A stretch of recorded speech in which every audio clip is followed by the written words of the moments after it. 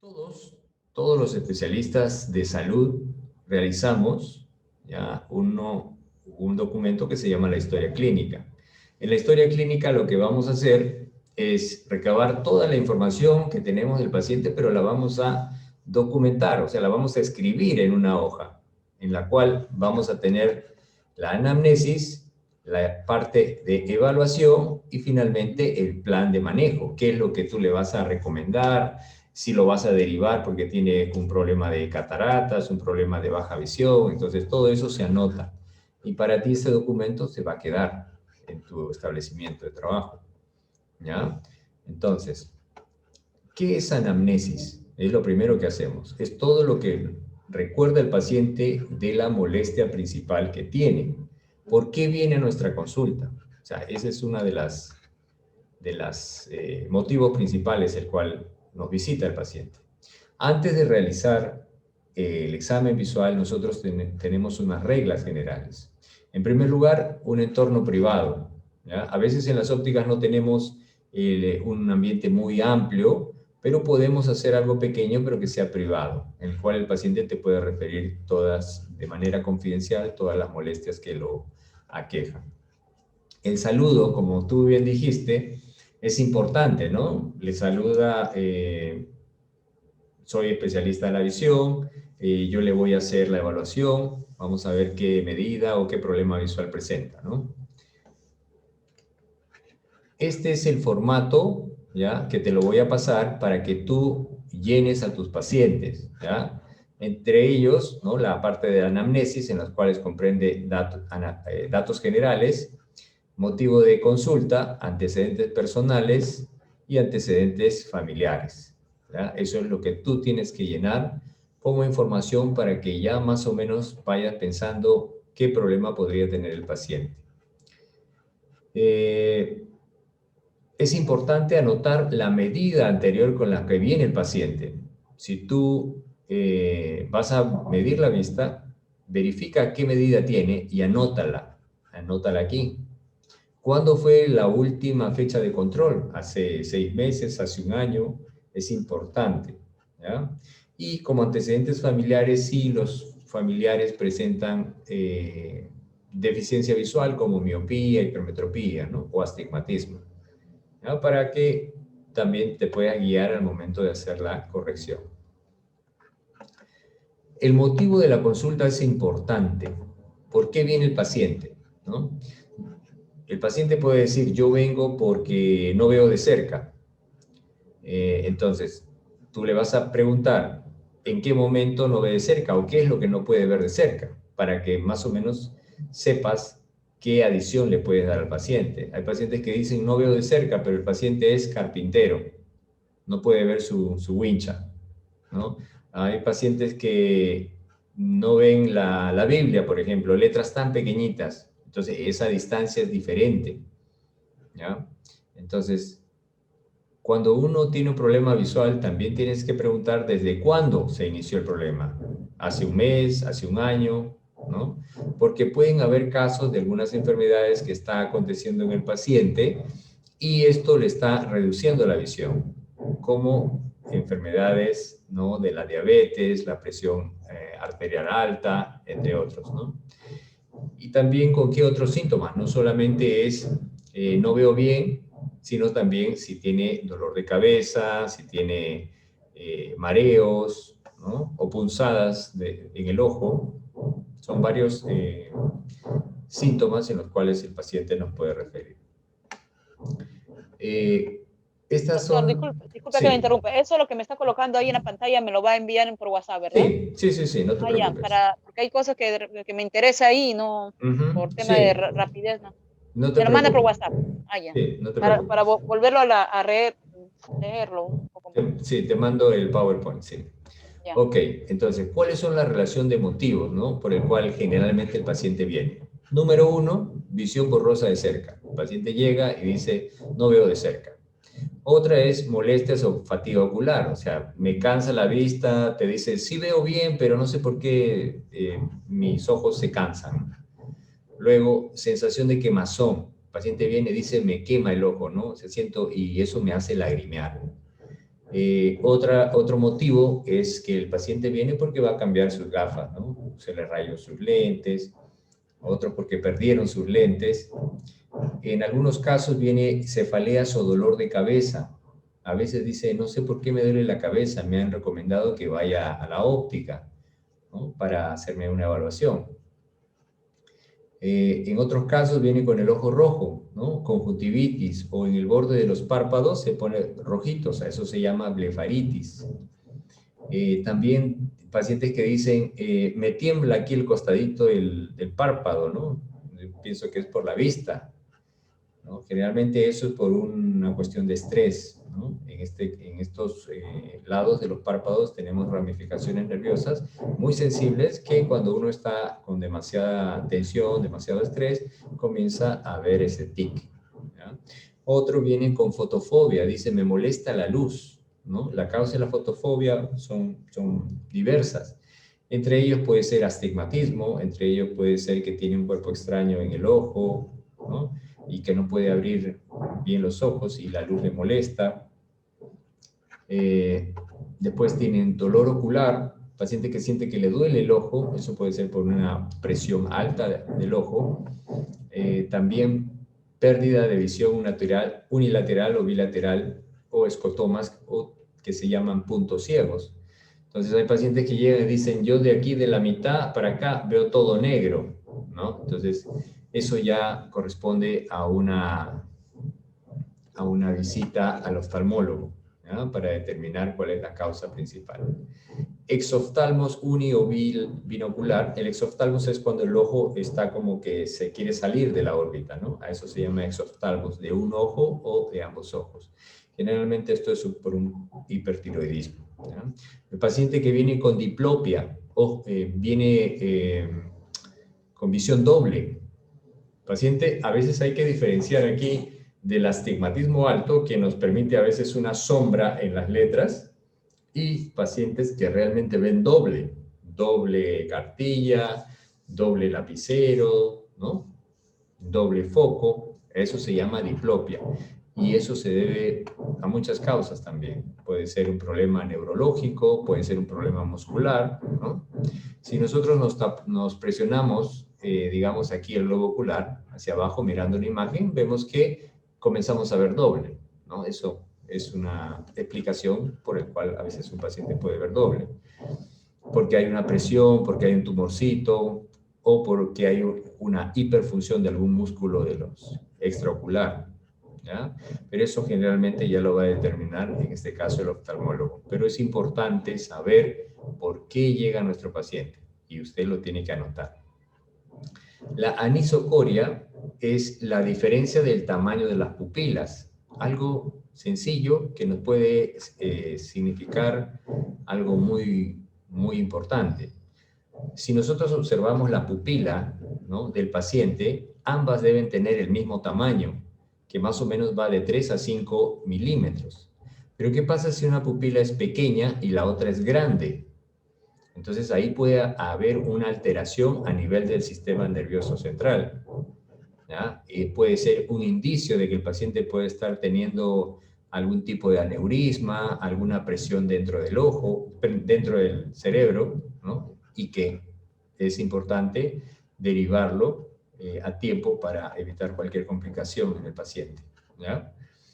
Le recomiendo que a todos los pacientes que usted vea se fije en el tamaño de las pupilas, ¿ya? Muy bien. Después viene el paciente con fotopsias o sensación de chispas de luces, ¿no? Unas chispitas que viene y dice, no sé por qué es, creo que es porque me faltan lentes. En realidad, este tipo de manifestaciones es por problemas en retina. Igual también se deriva al paciente, ¿no?, al oftalmólogo. En el caso de estrabismo, que es la desviación ocular, ¿no?, dificultades en la lectura, como saltos de palabras, pacientes que están leyendo un reglón y se pasan al otro reglón, ¿no?, sin haber terminado el primero. Entonces, eso es también un problema muscular que puede ser tratado con terapias, ¿no? Y en algunos casos no basta la solución óptica, sino terapias visuales, ¿no? Pacientes que vienen y dicen no veo el color rojo, no veo el color verde, o mejor dicho, no diferencio ciertos colores, ¿ya? También es importante tener una cartilla de colores para detectar alguna anomalía. Cuerpos extraños en el ojo, el paciente viene sin una sensación de una basurita que hace una semana la tengo y no me pasa, ¿no? Otra de los motivos es que el paciente viene porque tiene el ojo rojo. El ojo rojo puede tener muchas causas. Entre ellos hemos dividido 3 tipos de ojos rojos, ¿no? Esto de acá, que es la más común, se llama equimosis subconjuntival o hiposfagma, o hemorragia subconjuntival también se llama. Es porque se rompió una venita, ¿no? una arteria, debajo de la conjuntiva, y esto genera como si fuera un lago de sangre, ¿no? Las causas, el paciente puede haber hasta con una simple tos fuerte, el paciente puede desarrollar esto. Y esto por una fragilidad de las arterias, ¿ya? El paciente tiene baja vitamina A, ¿no? Entonces se le puede presentar esta situación.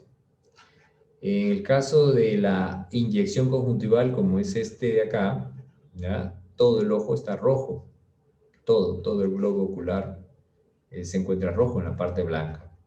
Y esto es por un tema de conjuntivitis. Existen varios tipos de conjuntivitis.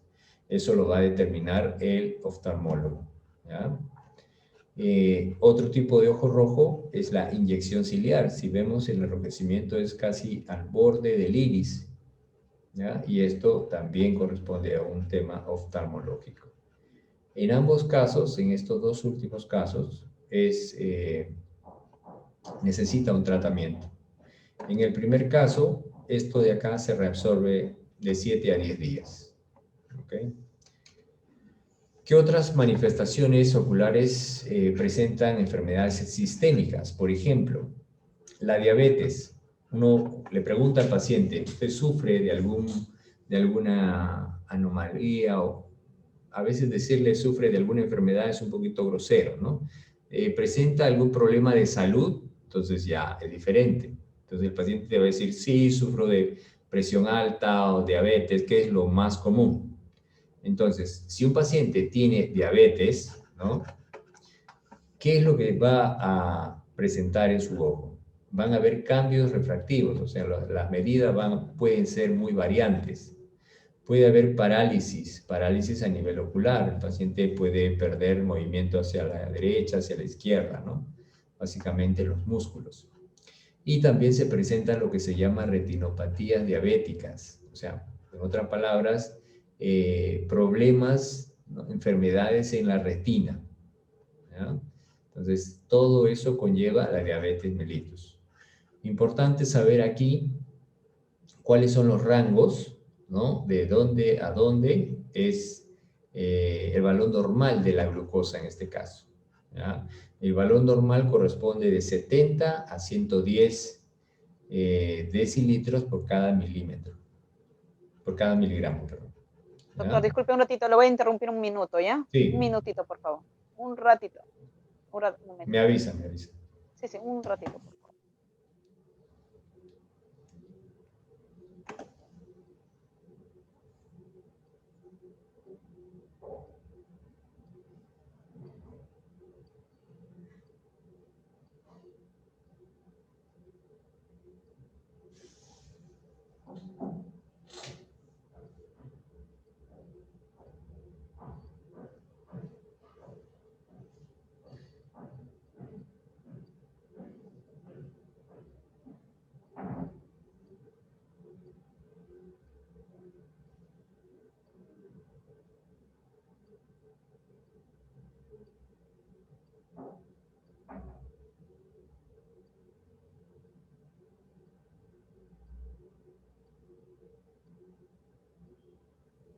Ya, doctor, ahora sí. Entonces, nos quedamos en lo que es la diabetes mellitus, ¿no? O sea, es importante que tú sepas cuáles son los valores normales, porque un paciente tú le puedes preguntar, ¿y en cuánto estuvo su glucosa la última vez? estuvo en 140, te dice, ¿no? 140 mililitros por cada miligramo, ¿no? Entonces, tú sabes ahora que los rangos normales es de 70 a 110, ¿ya? Entonces, eso es importante. Entonces, tú le puedes decir... ese rango que usted me dice, si el paciente me dice que el rango está ahí, ahí se le puede hacer la agudeza visual. Claro, exacto. Ahí se le puede realizar la agudeza. Si de el rango es 110. 140, claro, o sea, la tolerancia mínimo es 70 a 110 máximo. Así es. ¿No? Pero, si tiene más, no se le aconseja medirlo. Claro, si tiene 140, lo que tú puedes preguntarle es si ese valor es constante, ¿no?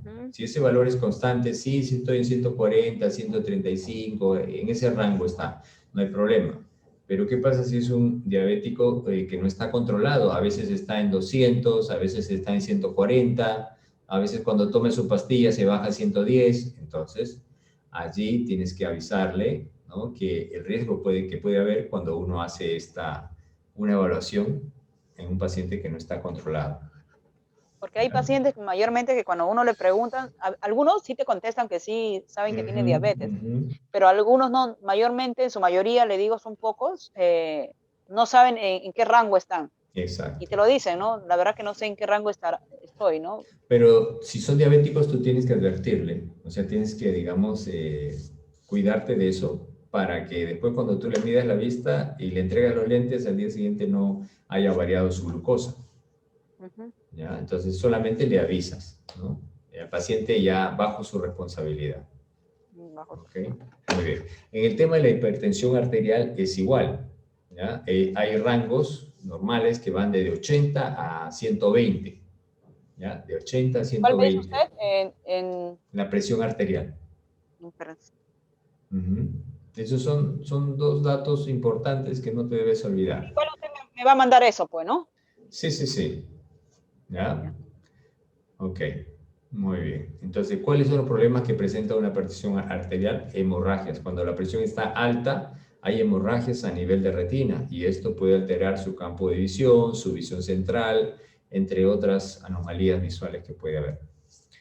Luego tenemos la anemia. La anemia es... Doctor, disculpe que le interrumpa. El tema de la hipertensión arterial que dice ahí, ¿tiene un rango también o es...? Sí, de 80 a 120. Hay 80 a 120. Ajá. Pero en su mayoría, le digo que no saben en qué rango está, le digo, son muy pocos, ¿ah? Ya, pero como te veo muy apasionada, yo te podría decir que te compres un tensiómetro, ¿ya? ¿Qué? Tensiómetro. Tensiómetro. Para medir la presión arterial. Ah, muy buena idea. Ajá. ¿Sabe por qué le digo? Porque, doctor, porque hay muchos pacientes que vienen y ni ellos mismos saben si tiene diabetes, hipertensión. Y piensan que los lentes le van a solucionar el problema. Y si uno no tiene conocimiento porque ellos mismos no te han brindado esa información, ahí uno te das, ¿no? Te ves perdida porque uno dice, ¿qué hago? Si está bien la medida, ¿qué es lo que está pasando? Exacto. Pero eso lo que usted me dice, tensiómetro es muy bueno. Y no cuesta mucho, ¿eh? 300 soles, 200 soles, hay de todo tipo. Ahora hay digitales, le pones eso en la muñeca y le sale su presión. ¿Ya? Entonces tú ya sabes cuál es el valor normal, de 80 a 120 son valores normales. ¿Ya? Para una persona que tiene hipertensión, ¿no? Exacto. Pero una persona mayormente que no sabe nada de eso, o sea, es una persona que no se chequea nada, no sabe si tiene diabetes, no sabe si tiene hipertensión, igual se le puede tomar eso, ¿no? Para uno... Sí. Lo que pasa es que tomar la presión arterial no es invasivo, o sea, tú no tienes que inyectar nada, solamente le pones ahí y ya está. Así como medir la saturación de oxígeno, ¿no? No tienes que tocar, no tienes que sacar sangre, nada. ¿Ya? Entonces, puede ser una estrategia de marketing también para ti, ¿no? No, el tensiómetro yo lo veo muy necesario. Claro. Yo lo veo por lo que le estoy escuchando, lo veo muy necesario porque así es uno de los motivos de que te puedes evitar muchos problemas. Exacto. ¿Ya? Te puedes poner muchos problemas porque... Ya, te escucho, doctor. Muy bien. Entonces, la hemorragia esa que vimos en el primer cuadrito del ojo rojo se debe a la anemia también, es una de las causas, o ausencia de vitamina A. Alteraciones en el cerebro pueden producir nistagmos. Los nistagmos son movimientos involuntarios del ojo o la imposibilidad de realizar movimientos coordinados entre ambos ojos, que se llaman versiones. Cuando ambos ojos se mueven hacia un lado, a ese movimiento conjugado se llama versión. Si es a la derecha, dextroversión; si es a la izquierda, levoversión. Ya son palabras técnicas, ¿ya? Pero tenemos que verificar si ambos ojos van coordinados hacia arriba, hacia abajo, oblicuos, en todas las direcciones, ¿ya? Eso es como para un descarte de algún tipo de alteración a nivel cerebral. El hipertiroidismo y el hipotiroidismo van a generar también problemas, ¿no? Hay pacientes que te dicen, sí, Disculpe que le interrumpa, doctor. Ahí me dice alteraciones cerebelosas. O sea, usted me dice que para descartar eso, ¿le puedo pedir al paciente que mueva los ojos? ¿Eso es lo que me está diciendo? Exacto, claro. Ambos ojos tienen que ser coordinados. Así como la pupila, te dije, una más grande, otra más chica, eso es una alteración cerebelosa también. ¿Ya? ¿Ya? Entonces, son exámenes de rutina, ¿no? Para descartar. Ahí no estás midiendo nada, solamente descartas. ¿Qué pasa si...? Dígame, Dime. eso es lo que usted me dice, a su experiencia de usted, ¿a qué paciente usted me sugeriría que le haga ese ejercicio, eso? A todos. Porque a todos los pacientes... Por rutina, tienes que hacerle a todos. Esto se hace a todos, sí. El paciente tú lo tienes frente a frente, le presentas un lapicero o algo, un objeto, y le dices, mira el lapicero. Entonces ahí ves cómo su ojo coordina. Este se tiene que ir a la derecha y este se tiene que ir para acá. Luego lo ubicas para acá, ¿no? Entonces ves cómo están sus movimientos oculares. Tanto horizontal, arriba, abajo, diagonal, ¿no? Hacia abajo. Son 9 posiciones. Arriba. 9 posiciones. Así es, ¿ya? Esa alteración. Pero dígame, eso justamente lo realizo antes de hacer el examen, ¿no? Exacto, así es. Pero, es para saber en qué terreno te estás metiendo, pues, ¿no? Ya, usted me dice que lo mire así. Ya, digamos que el paciente mire todo ok, que la mirada siga, ¿no? Ya. Ese paciente está bien, supuestamente. Exacto, así es. Está bien de alteraciones cerebelosas, me dice usted. Así se dice, ¿no? Pero ¿qué pasa si es todo lo contrario? El paciente presenta un problema a nivel cerebeloso, a nivel cerebral. ¿Ya? Entonces eso tienes que derivarlo a un oftalmólogo. Exacto.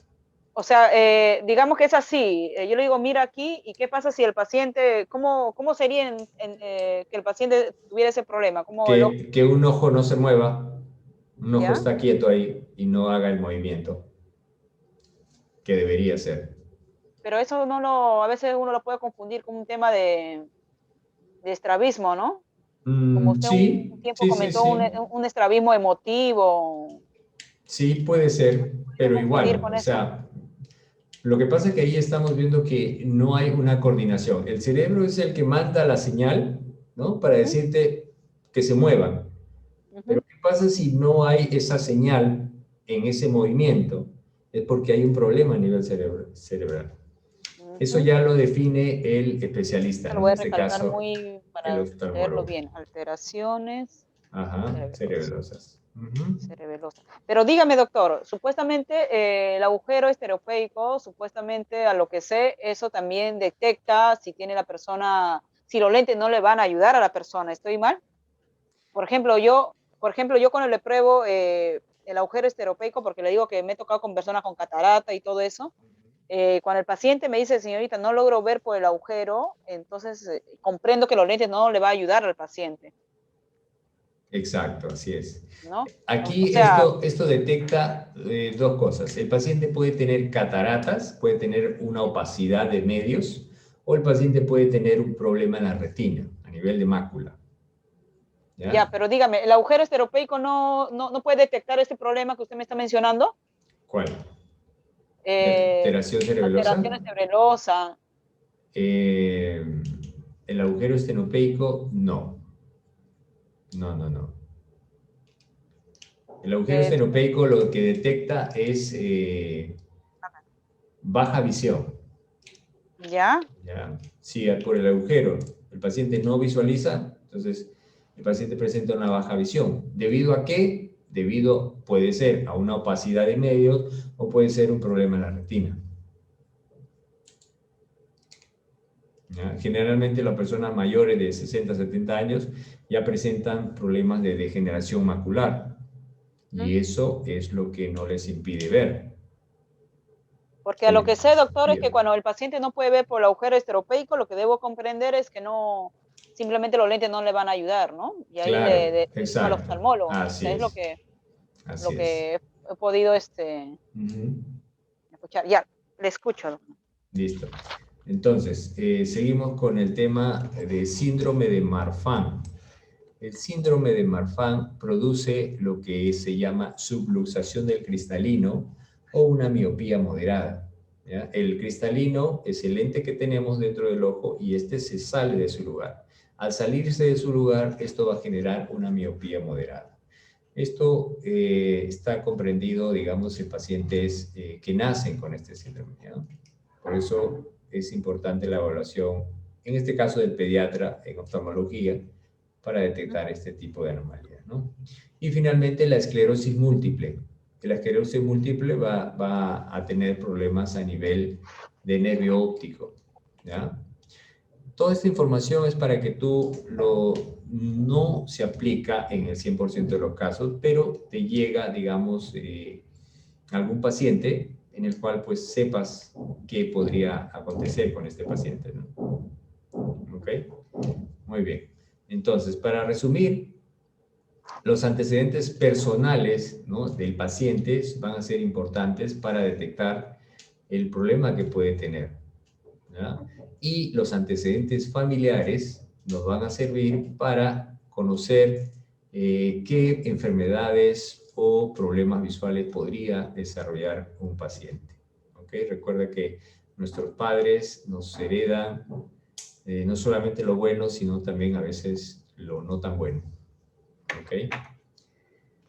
Muy bien. Eso es con respecto a la agudeza, perdón, a la historia clínica. ¿Ya? Te voy a pasar esto, te lo voy a pasar y también te voy a pasar el modelo, el formato de historia clínica que tú vas a comenzar a llenar a partir de mañana. Lo imprimes y comienzas a llenar nombres, ocupación, cuál es el motivo de consulta, ¿no? Y ahí va a estar todas las, digamos, los espacios para que tú puedas llenar lo que a continuación vamos a ver, que es agudeza visual, ¿no? Muy bien. Entonces, vamos a ver lo que es agudeza visual. Entonces, después de hacer la parte de historia clínica, pasamos a la parte de evaluación clínica. La evaluación clínica consiste en determinar o en evaluar al paciente. En este caso vamos a evaluar su capacidad visual, ¿ya? Pero antes vamos a conocer qué cosa es una visión normal, ¿ya? A todo paciente que ve de manera normal, sea con lentes o sin lentes, pero de manera normal, se llama emetropía, ¿ya? O emétrope. Emétrope, ¿ya? Y esto se logra cuando la luz que ingresa al ojo del paciente se va a enfocar en la retina, ¿ok? Cuando esto no sucede, cuando no hay este enfoque o este enfoque está detrás o delante, se llama ametropía, ¿ya? Muy bien. Entonces, vamos a mencionar algunas partes importantes del ojo. Esto te debes de memorizar, de conocer, ¿ya? Muy bien. Comenzando de adelante hacia atrás. La primera capa del ojo se llama la córnea, ¿ya? Detrás de la córnea, justo detrás, hay un líquido. Ese líquido se llama humor acuoso, líquido. Seguimos avanzando y nos encontramos con el iris, el color del ojo, ¿ya? En medio del iris hay un espacio, ¿ya? Lo que se llama pupila.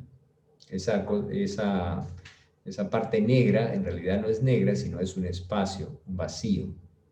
Justo detrás de ese espacio se encuentra este lente que se llama cristalino, que se encuentra suspendido por un ligamento suspensorio que también se llama zónulas.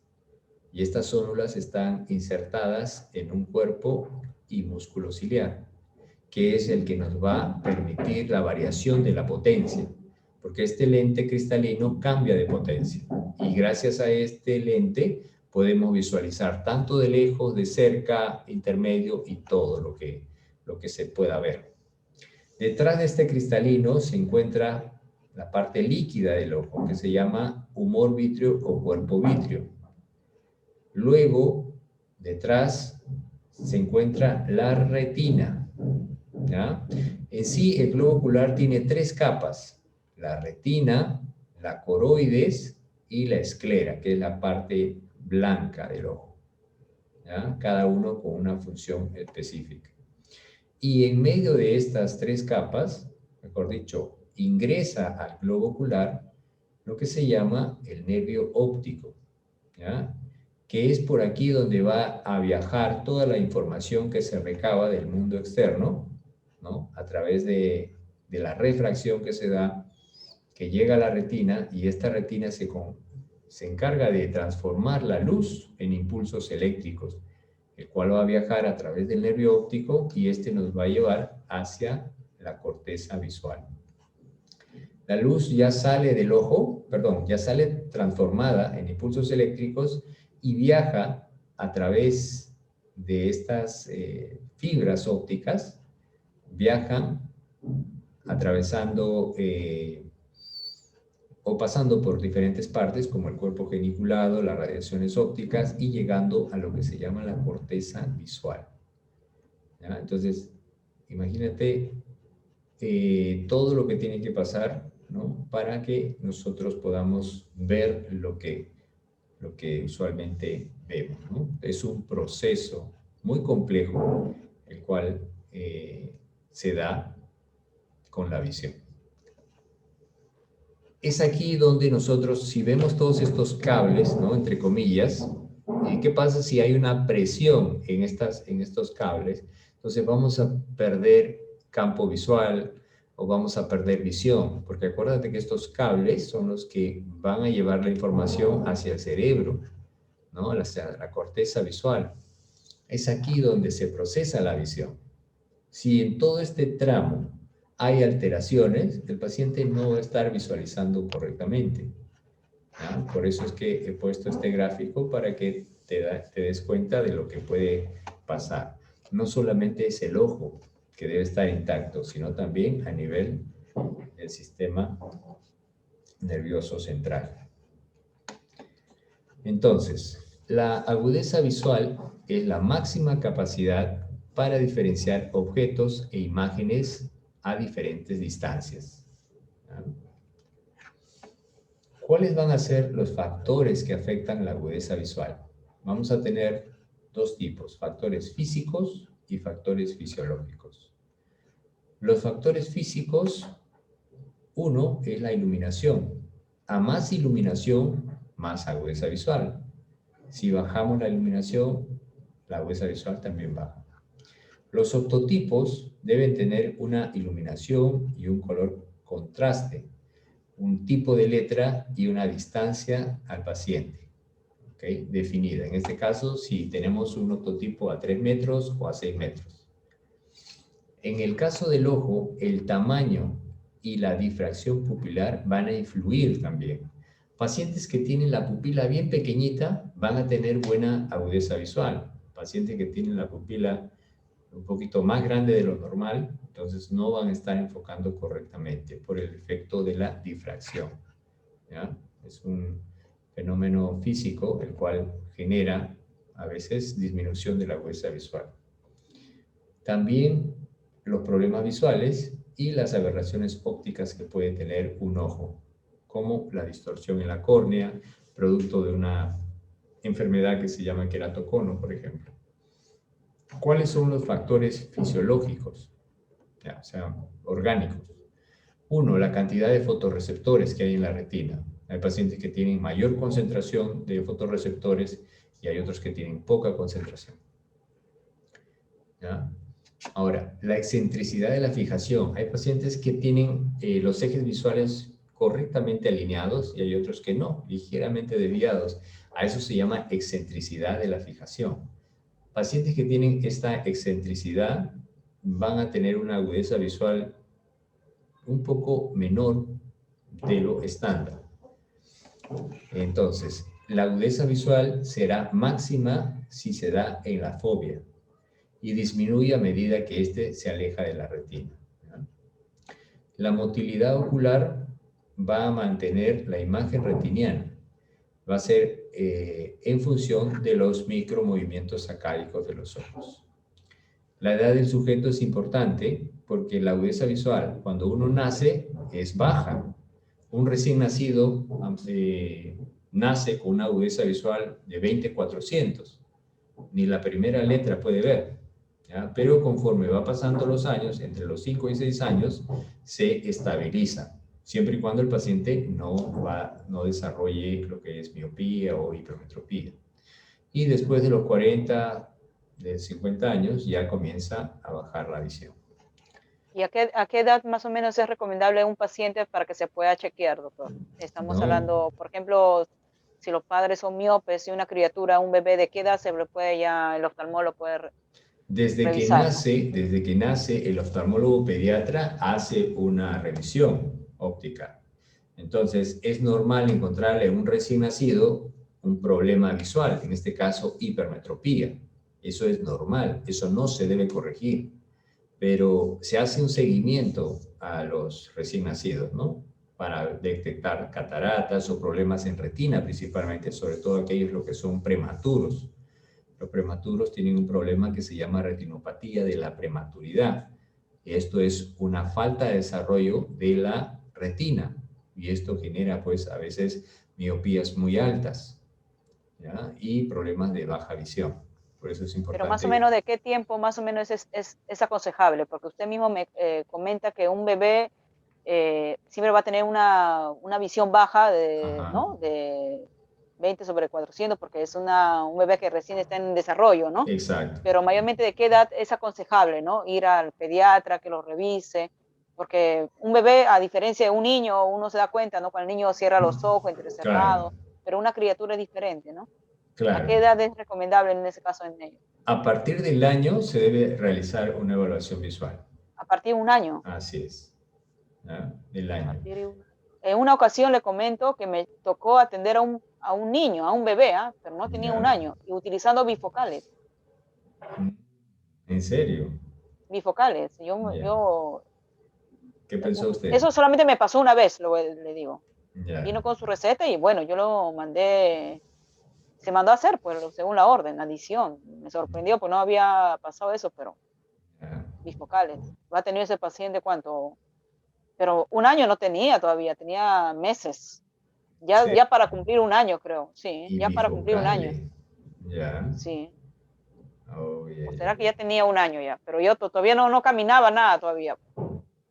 Era bebé todavía. Se les da bifocales o lentes, ahora lentes progresivos, a aquellos pacientes que tienen una hipermetropía muy alta, ¿ya? Y una desviación o lo que se llama una endotropia acomodativa. Los ojitos hacia adentro. Entonces, ¿por qué? Porque están haciendo demasiada acomodación. Y para evitar eso, para corregir esa desviación hacia adentro, ¿no? Esa endotropia, se le pone un lente bifocal o un lente progresivo para evitar que el paciente meta los ojitos. ¿Ya? Entonces, pero bueno, ya son criterios de cada especialista, ¿no? No, pero más o menos a partir de un año usted me dice, ¿no? Así es. A partir de un año es aconsejable, más que todo si son de familia que son miopes mayormente. Hipermétropes. O miopes, exacto. Miopes está bien. Pero en este caso, a lo que usted refiere, aparentemente el bebé tenía una hipermetropía bastante alta, más del rango que se debería tener en esa edad. Entonces, en esos casos sí se prescribe lentes. ¿Ya? Muy bien, entonces, a ver, seguimos. Dentro de la evaluación de la agudeza visual, vamos a tener 3 consideraciones para medir la agudeza visual. Lo que se llama el mínimo visible, que es el mínimo valor el cual el paciente pueda percibir, ¿no? Y esto se mide en 36 segundos de arco. Es un puntito a la distancia de 6 metros, el cual uno con visión normal la debe detectar. Luego tenemos la forma de mínimo separable, dos objetos separables muy próximos, como esta línea, por ejemplo. Esta es la cartilla de Vernier, el cual un paciente que aparentemente tiene una visión normal debe detectar este corte que hay, ¿no? Pero pacientes con visión anormal van a ver como si fueran líneas, pero en realidad aquí son líneas no consecutivas, o sea, no son líneas perfectas, ¿no? Luego tenemos lo que es el mínimo reconocible o discriminable, que esto se basa en los ortotipos que usamos en las evaluaciones visuales del día a día, ¿ya? Esto es lo que nosotros evaluamos. Lo que evaluamos es el mínimo reconocible. ¿Qué quiere decir? Que cuando uno le toma la agudeza visual a un paciente, lo que le pregunta es ¿hasta dónde puede distinguir usted? El paciente dice, yo veo hasta la fila 4, pero desde la primera ya veo borroso. Entonces, eso es lo que no nos interesa. Lo que nos interesa es qué es lo máximo que pueda discriminar el paciente, ¿ya? Entonces, hasta allí se mide la agudeza visual, no hasta que comienza a ver borroso. ¿Ok? Entonces, los octotipos tienen un formato, ¿ya? Son letras que se encuentran inscritas en un cuadrado en el que cada parte de la letra va a representar como si fuera 1 y toda la letra va a ser como si fuera 5. Si esta parte es 1, aquí tenemos otro, el espacio vacío 1, 1, 1, todo esto da 5. Así es como se debe construir una letra, ¿ya? Entonces, aquí tenemos, bueno, ya tú estás familiarizada con los valores de la agudeza visual, ¿no? 20-200, 20-100, 70, 50, hasta 20-20, ¿no? Pero, ¿qué significa esa agudeza visual? ¿No? Por ejemplo, 20-200, ¿qué significa? Significa que este paciente ve a la distancia de 20 pies lo que debería de ver a 200 pies, ¿no? Por ejemplo, esta letra, ¿qué letra es?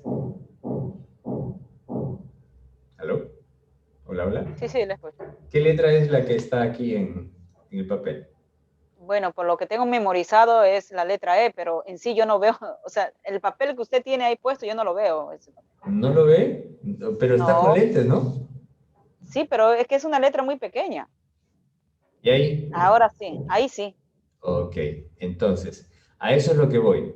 Esa letra tiene que ser vista a cierta distancia, pero si yo lo alejo, no se ve, Lo ¿verdad? veo como un punto negro, así, Exacto, así es, pero no veo la forma de la letra, ¿no? correcto.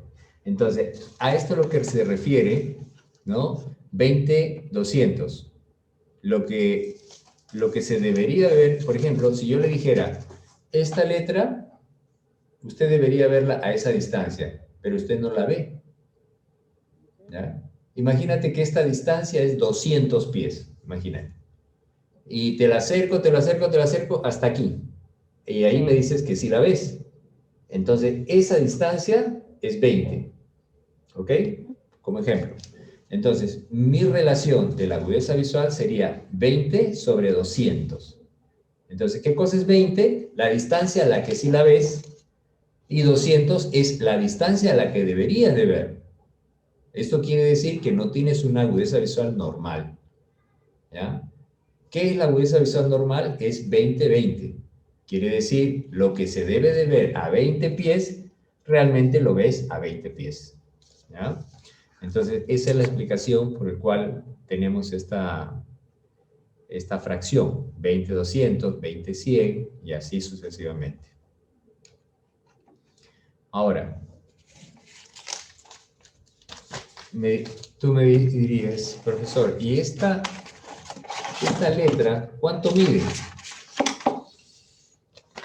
A ver, esta letra medirá, digamos, 10 centímetros. perdón, 10 milímetros. ¿Ya? Esta letra, ¿a qué distancia debería de verse? ¿Ya? ¿A qué distancia debería de verse?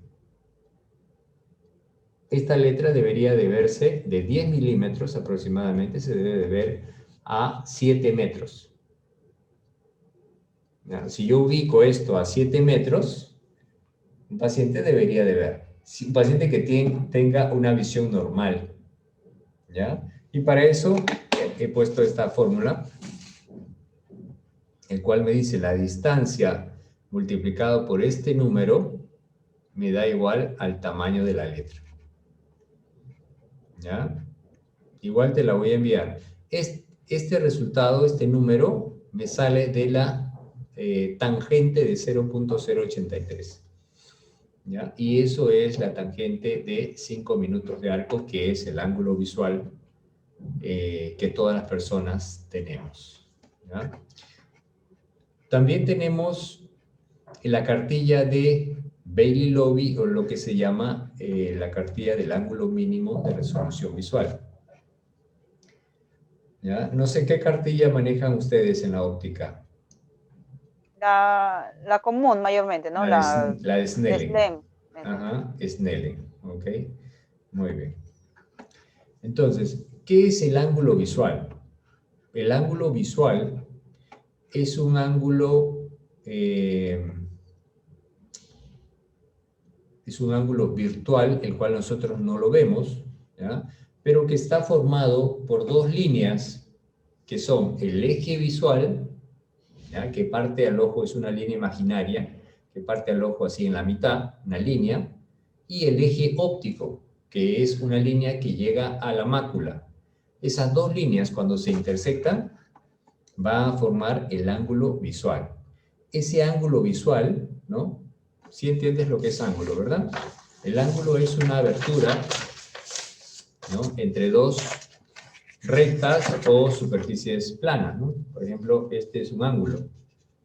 Esto es un plano, este es otro plano y este es un ángulo. En este caso son rectas, el cual van a estar formando 5 minutos de arco, que es una abertura muy, muy pequeñita, ¿ya?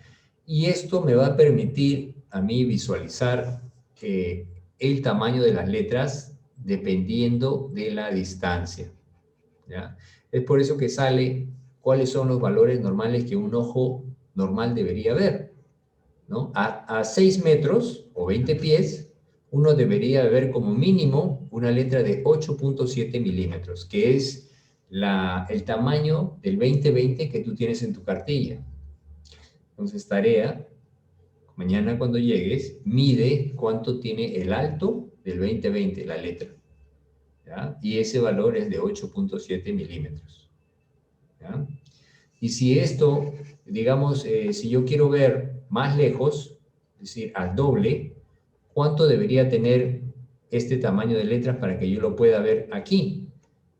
Si es el doble, debería tener el doble de tamaño, ¿ya? ¿Por qué? Bueno, las letras del trabajo allá del octotipo son mayormente para 6 metros. Correcto, pero ¿lo tienes a 6 metros? Ayudado con el espejo, ¿no? Ah, ok. Está entonces Ayudado con el espejo. 3 metros, ¿no? ¿Lo tienes 3 Claro. metros? Ok, perfecto, perfecto. Entonces, comprueba, ¿ya? Comprueba qué tamaño tiene esa, la del 20/20. El 20/20, la letra. Ajá. Agarras tu reglita y lo mides. ¿Cuánto tiene? ¿Ya? Muy bien. Ok. Entonces, aquí, por ejemplo, ¿qué pasa si un paciente ve hasta la segunda fila de la cartilla de Snellen? ¿Qué medida le pones? Solamente ve hasta aquí.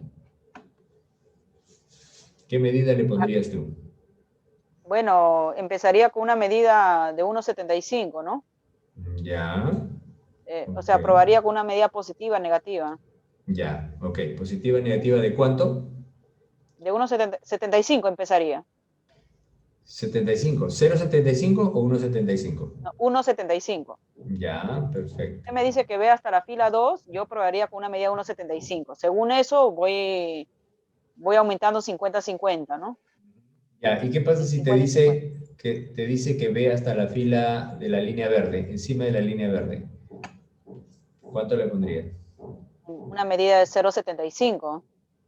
Ya, muy bien. ¿Y cómo ¿No? sacó esa conclusión usted? ¿Cómo? ¿Cómo sacó esa conclusión? ¿O cómo lo sabe? Porque supuestamente hasta la línea verde, a lo que sé, es normal, ¿no?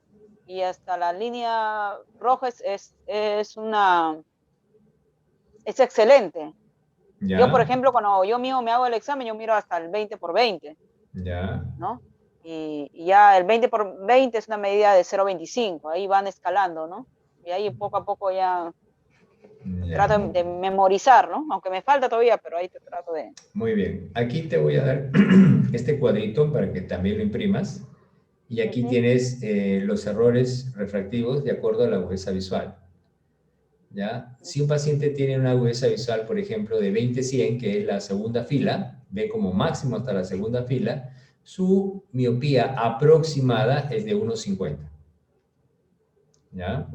Y así sucesivamente. Por ejemplo, en 20-40, que es la quinta fila, ¿ya? Como máximo, si ve esto, el valor es 0,75, aproximadamente, ¿ya?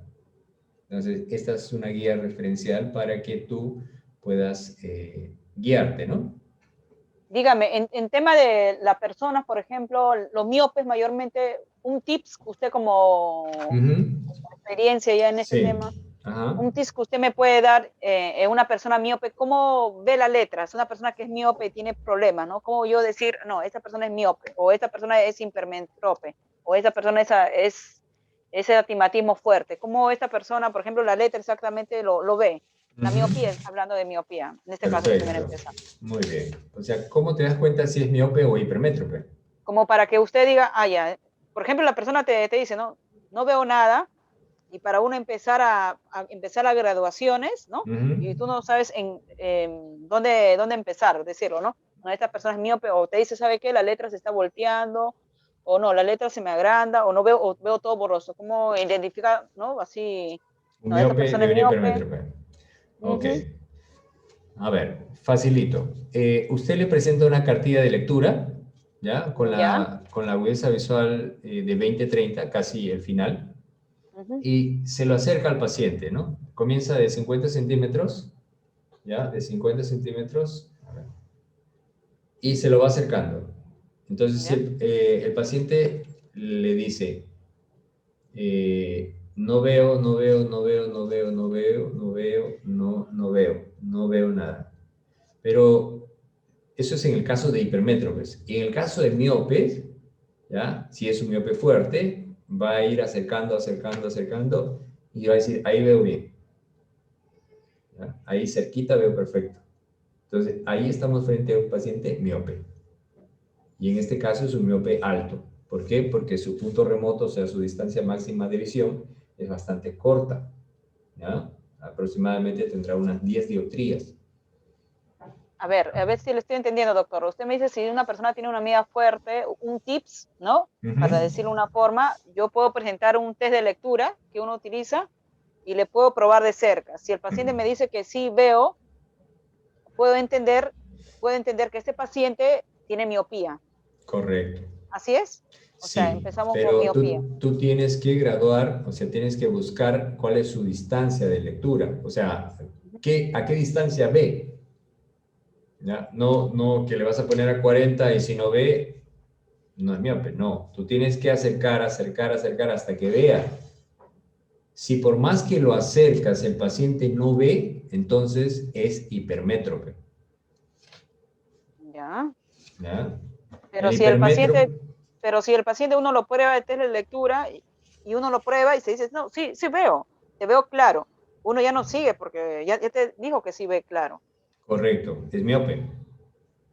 Claro, entiendo que es miope. O sea, en ese momento le estoy haciendo la prueba de, ¿no? De la distancia de lejos. Pero yo digo, si para un tips para saber, no, esta persona es miope, tiene medida más fuerte miope, o es Ujú, astigmatismo más fuerte, o es hipermetrope, pero usted me ujú. dice que pruebe con la test de lectura, me dice, ¿no es cierto? Y si me dice que ve de cerca, bien, puedo entender que es una persona miope. Correcto. Así es. Porque si ya me dijo en la primera, ya no es necesario que lo... ¿no? Claro, si te dice que sí ve, a la primera, no hay problema. O sea, no tienes que acercarlo. Sino que lo acercas si es que no ve, pues, ¿no? Ya. Si es un miope alto, de lejos ve borroso. Yo no sé si es miope o hipermétrope, pero sí sé que tiene una metropía alta. Entonces, para eso hago el descarte.